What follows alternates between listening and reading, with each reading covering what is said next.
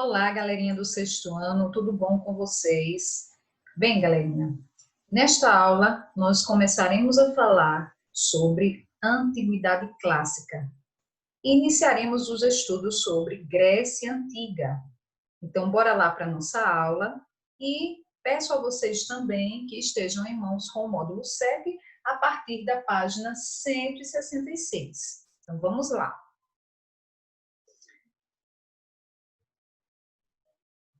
Então, galerinha, quando falamos de antiguidade clássica, a gente vai lembrar de duas civilizações, a civilização grega e a civilização romana, que estudaremos posteriormente.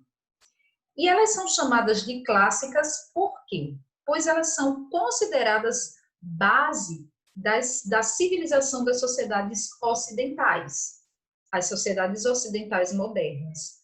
Então, a nossa sociedade, ela trouxe muita influência da antiguidade clássica, das atividades gregas e das atividades de Roma. Então, são civilizações que influenciaram muito a nossa sociedade. Bem, agora, galerinha, falaremos sobre aspectos geográficos da Grécia Antiga. A Grécia Antiga ela está localizada no continente europeu, numa região da Península Balcânica, e ela é banhada pelos mares Egeu, Mar Jônico e o Mar Mediterrâneo. E ela se subdivide em Grécia continental, que é a porção ligada à Europa, tá? E a Grécia insular, que é constituída por uma grande quantidade de ilhas. Então, a Grécia também tem muitas ilhas. Então, vocês podem ver aqui no mapa, visualizem aqui, né, a parte da península que está no continente europeu e uma das cidades importantes, que é Atenas, e aqui nós temos uma grande quantidade de ilhas. Aqui você tem a localização de Creta, que nós vamos falar sobre essa ilha também, tá? Cercada por mar. E isso favoreceu bastante a atividade marítima, pois a Grécia é cercada por mares. Bem, o relevo grego ele é bastante acidentado, o que impediu a ocupação e a prática da agricultura. Porque praticamente, galerinha, 80% do território grego ele é cheio de montanhas, é tomado por montanhas. Então, observem aí o cume do Monte Olimpo, né? Então, é uma região que tem muitas montanhas.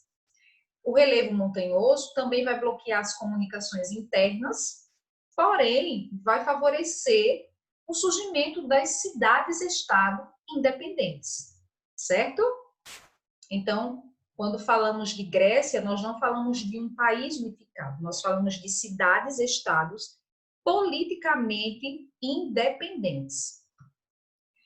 Agora, falaremos também sobre os períodos da história grega, chamada de periodização da história grega. Então, o primeiro período é chamado de período pré-homérico. Esse período é o período que a Grécia foi se povoando, galerinha. É um período que a Grécia, né, foi sendo povoada por uma grande quantidade de povos, né, vindos de outras regiões. O período homérico é chamado de período homérico, pois foi nesse período que teriam sido criados os poemas famosos, que é a Ilíada e a Odisseia, atribuídos a um poeta chamado Homero. O período arcaico, a gente diz que é o período da formação das cidades-estado. E essas cidades-estado grega eram conhecidas como a polis grega. Então, quando se fala de polis, vocês vão lembrar das cidades-estado gregas. Bem, nós temos também na Grécia o período clássico. O período clássico é o período do apogeu das cidades gregas. As cidades gregas atingiram seu apogeu cultural, né? Elas se consolidaram também na sua organização política. Então, foram cidades que politicamente começaram a atingir o seu apogeu, a sua estrutura, o seu melhor momento. É o período clássico.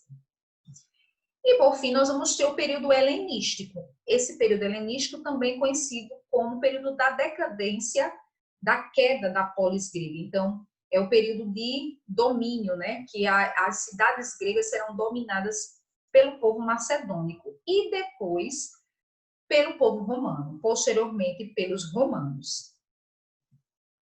Então, nós vamos falar agora dos povos formadores. Que povos formaram a Grécia Antiga? Um dos primeiros povos a se fixarem na região são os pelasgos. Eles são de origem desconhecida e o que se sabe é que eles já habitavam a região da Grécia em 2000 a.C. E aí nós partimos para o período pré-homérico. No período pré-homérico, ele está relacionado a duas civilizações ali que surgiram na Grécia Antiga, que é a cretense e a micênica. Então, vocês viram lá no mapa, né, galerinha? A ilha de Creta. Então, vamos falar sobre duas civilizações. Creta é uma ilha, como eu já tinha dito a vocês, ali no sul da Grécia. No período que nós estamos estudando, ela se desenvolveu graças ao seu comércio marítimo e uma poderosa classe de mercadores. Já a civilização micênica, ela teve origem na cidade de Micenas. E ela foi fundada por aqueus, povos aqueus, na região do Peloponeso, ao sul da Península Balcânica.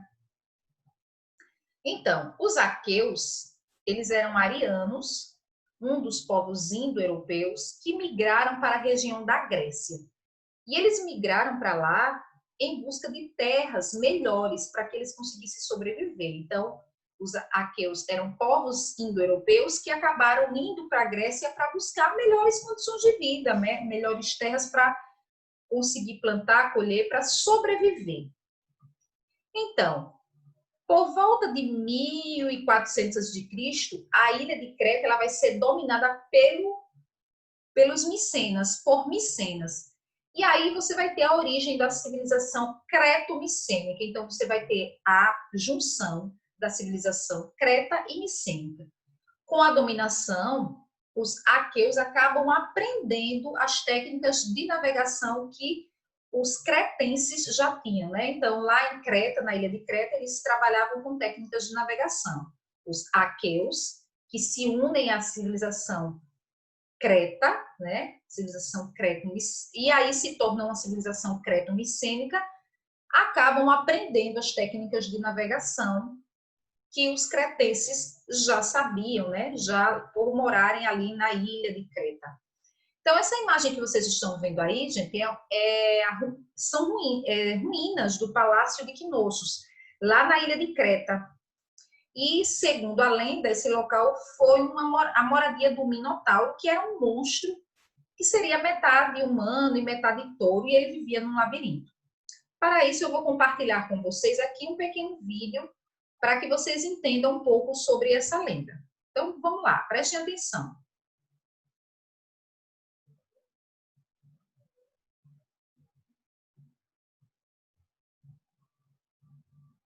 Certa vez, Minos, o rei da ilha de Creta, desobedeceu o deus Poseidon e sofreu uma punição severa. Foi obrigado a manter em sua ilha um terrível monstro, parte homem, parte touro, chamado de Minotauro. Por segurança, Minos encomendou um labirinto gigante e lá o prendeu. Porém, para acalmar o monstro, Minos tinha de entregar pessoas para serem devoradas de tempos em tempos. E assim aconteceu. Até o Eurídice ouvir a história.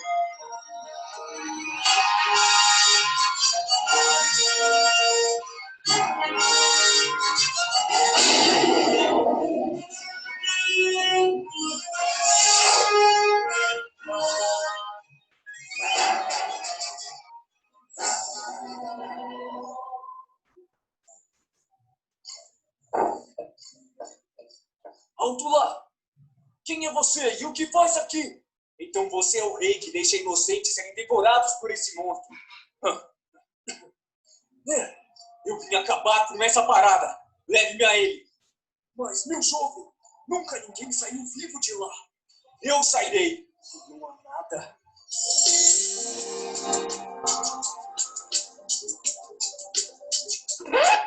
Como eu ia dizendo, eu sairei vivo.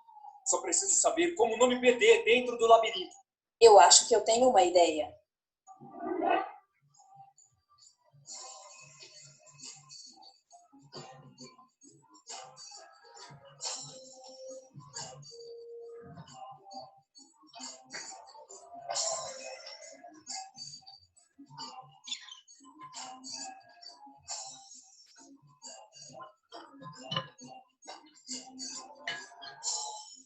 O Minotauro!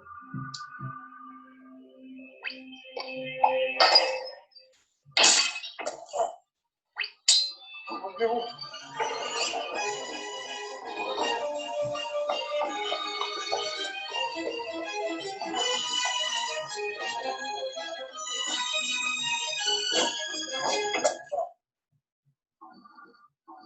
Clássico.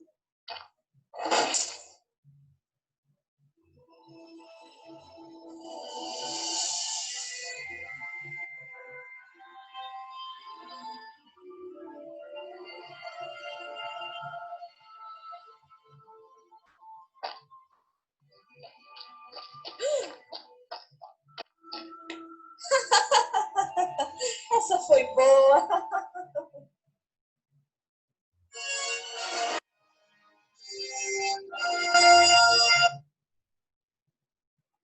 Então, galerinha, vejam só, esta é a lenda do Minotauro. Então, vamos continuar aqui compartilhando com vocês sobre a nossa aula. Preste atenção aqui, tá? Bem, isso, olha só. Falando ainda de povos que chegaram ali da região da Grécia, nós vamos ter povos que são de várias origens ali, certo? Então, você vai ter os povos aqueus, jônios e eólios. Os povos aqueus, eles posteriormente serão vencidos e quem vai assumir a localização dos povos aqueus são os povos dórios, que nós falaremos dele daqui a pouquinho. Então, esses povos, eles construíram as primeiras cidades-estado, preste atenção. Os jônios, os eólios e os dórios, porque os aqueus foram vencidos pelos dórios, tá certo? Então, vamos lá. Os jônios, eles chegaram por volta de 1600 a.C. e integraram-se às populações que já existiam na região. Então, a principal cidade jônica foi Atenas. Então, a gente diz que os povos jônicos, eles criaram a cidade de Atenas. O povo eólio estabeleceu-se na antiga cidade de Tebas. E os dórios, como eu tinha dito a vocês, galerinha, foram os povos que venceram os aqueus, né? Os dórios, eles chegaram à região por volta de 1200 e após derrotarem os aqueus, eles se fixaram na cidade de Esparta. Olha só, uma cidade muito importante que nós vamos estudar sobre ela também. Os dórios, eles já conheciam armas de ferro e eles arrasaram as cidades por onde eles passavam e acabaram destruindo a civilização creto-micênica. E ali fundaram a cidade de Esparta, a famosa Esparta. Bem, vocês podem ver aqui na imagem do nosso mapa a ocupação dos eólios, a parte amarelinha, a ocupação dos jônios, tá? Que aí a gente vai ter Atenas aqui, né? E nós temos a ocupação dos dórios, que era a região onde habitavam os aqueus. Os aqueus habitavam essa região aqui, e aí vieram os dórios e acabaram expulsando, acabaram fazendo de escravos os povos que habitavam antes, que eram os aqueus, tá certo? E vocês conseguem ver aí as prováveis, nas linhas rosas, né, são as prováveis rotas de migração dos aqueus. Próximo período da história grega que nós vamos falar é o período homérico. O nome desse período ele foi dado em homenagem ao poeta Homero, como nós já falamos, autor de 2 poemas épicos, que é Ilíada e Odisseia. Vou deixar um videozinho para vocês sobre esse tema também.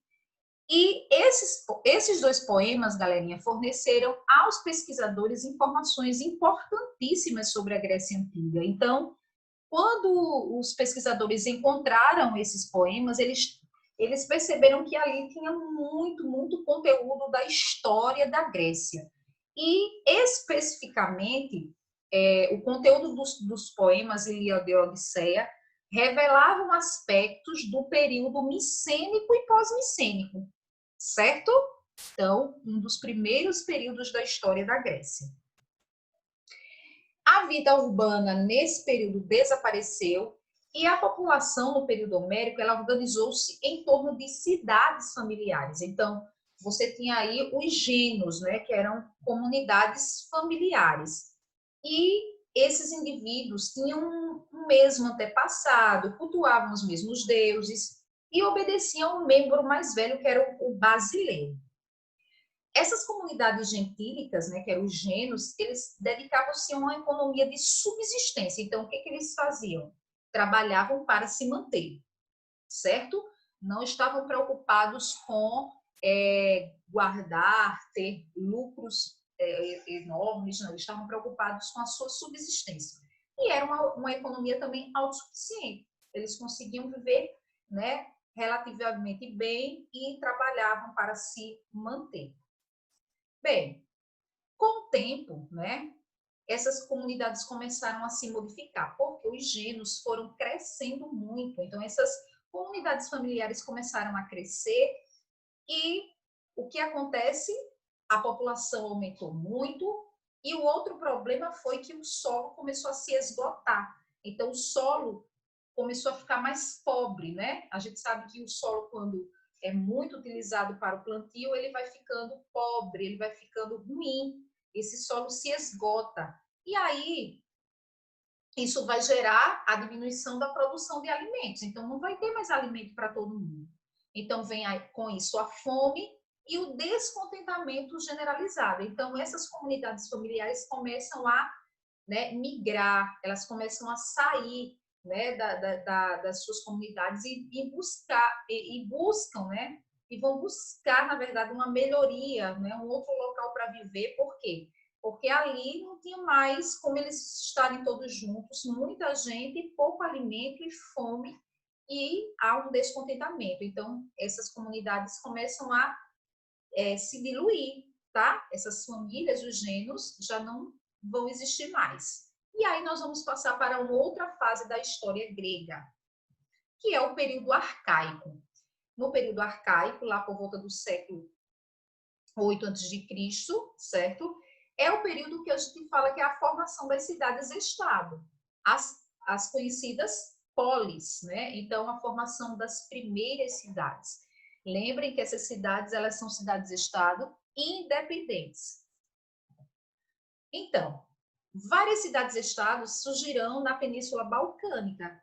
Cada uma vai ter seu governo, cada uma vai ter suas leis, seu calendário, vai ter sua moeda, mas elas apresentam uma unidade cultural, algo que os une. Apesar de eles serem diferentes em forma de governo, em leis, no seu calendário, mas eles têm traços da cultura que os deixam unidos. É a língua e a religião. Então, isso é que une o povo grego, tá certo? Apesar deles terem cidades-estado independentes. A língua e a religião traz essa unidade cultural. Bem, em geral, galerinha, a polis, a cidade, né, ela encontrava-se protegida por um muro fortificado.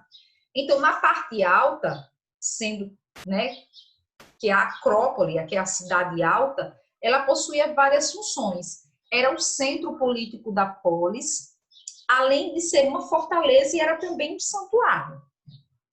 Veja aí a parte alta, tá? Da polis. Então, você tinha essa estrutura aqui, ó. Nesse desenho vocês conseguem ver aí. O teatro, o santuário, o paternum, a porta de entrada, tá? Essa aí é a parte alta da cidade, certo? Então, você tem alguns elementos da Acrópole.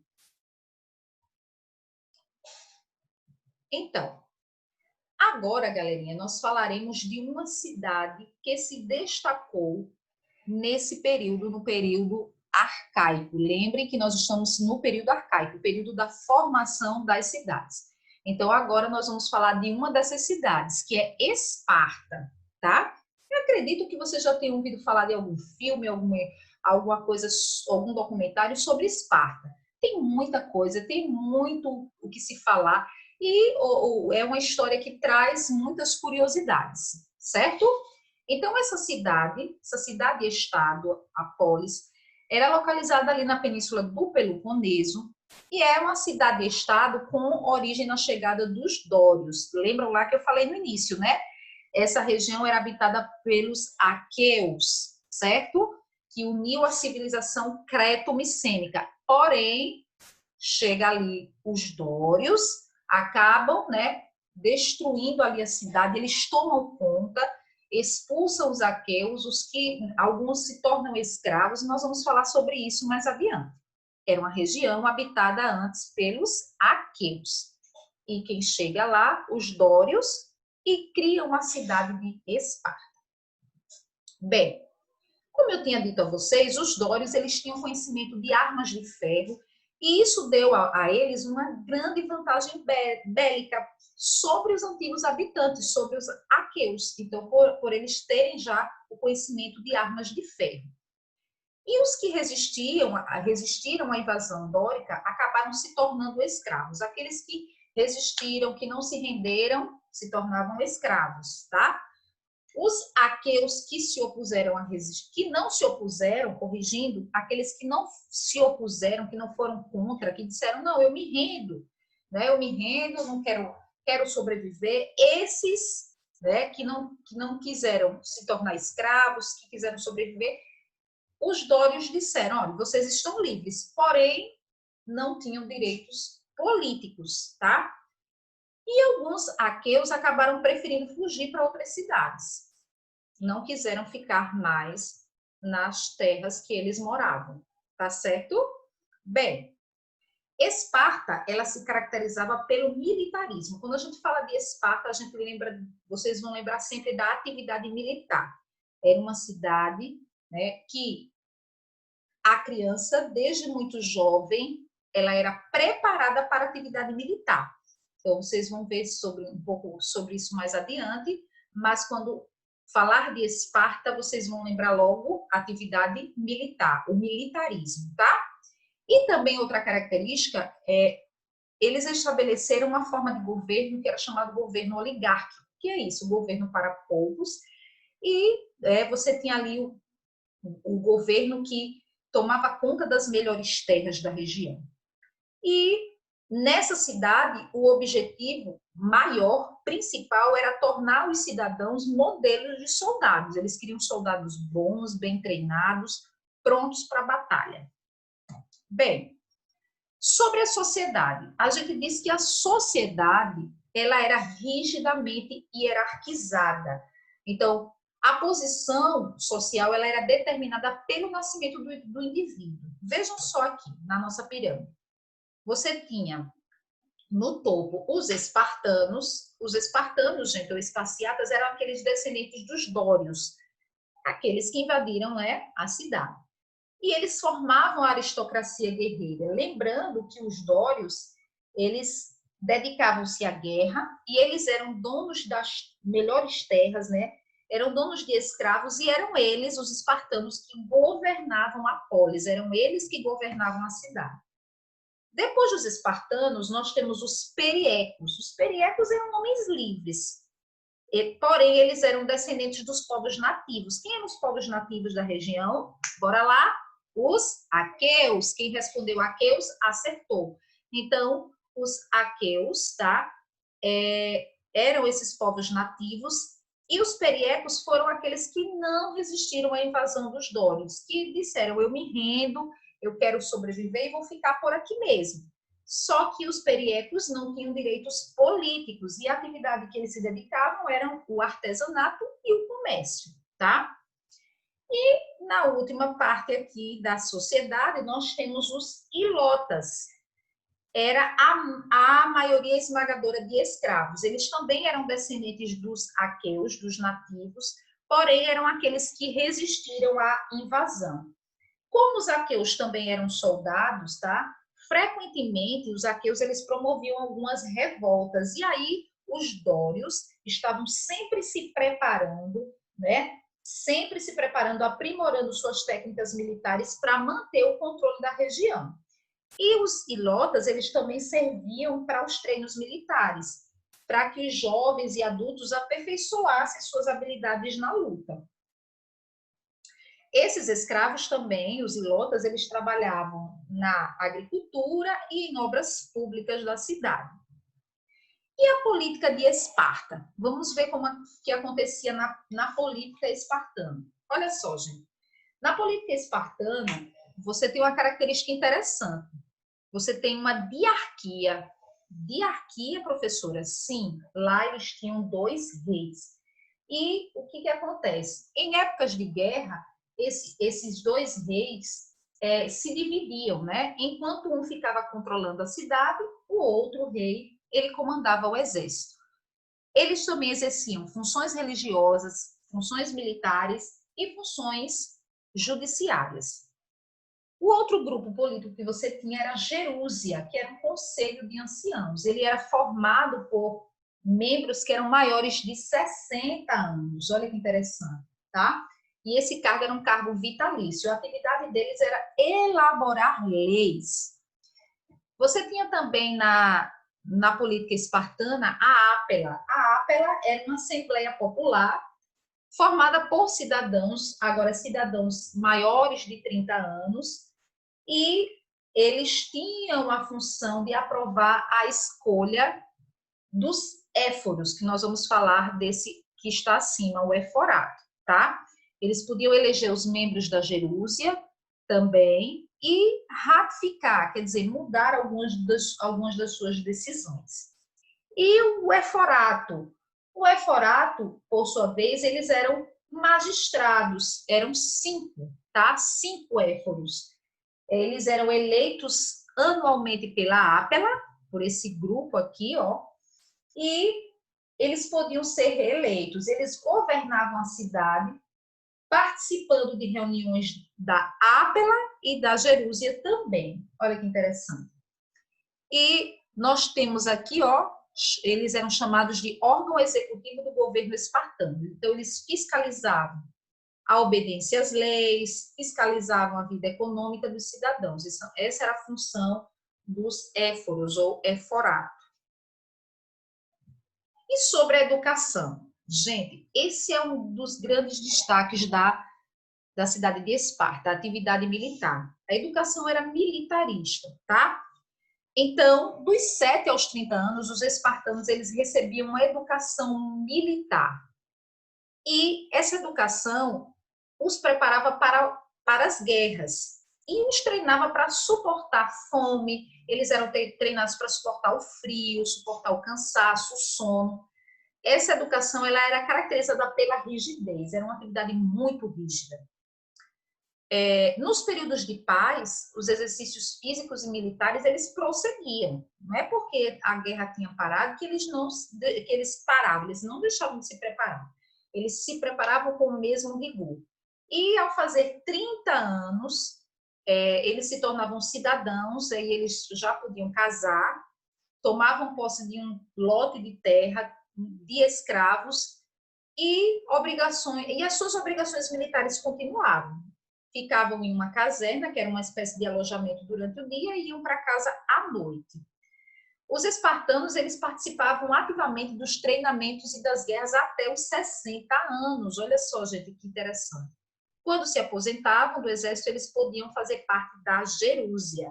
Lembrando que a Gerúsia era o conselho de anciãos. Podia fazer parte a partir dos 60 anos. Desde a infância, as mulheres também eram obrigadas a participar de treinos militares. Não eram só os homens, não. Por que as mulheres participavam dos treinos? Elas precisavam ter força física para produzir filhos sadios e robustos para o Estado. Então, eles queriam filhos sadios, robustos, para que fossem bons soldados. Então, a mulher também tinha que ter o corpo preparado. Em épocas de guerra, quando o exército se ausentava, as mulheres acabavam ficando responsáveis pela cidade. Olha que interessante. Então, as mulheres de Esparta, de forma geral, elas eram livres, elas, inclusive, também podiam ter um patrimônio. Então, é isso, galerinha. Qualquer dúvida, pode voltar à nossa videoaula, estaremos por aqui para ajudar a vocês. Um forte abraço e bons estudos. Tchau, tchau, galerinha!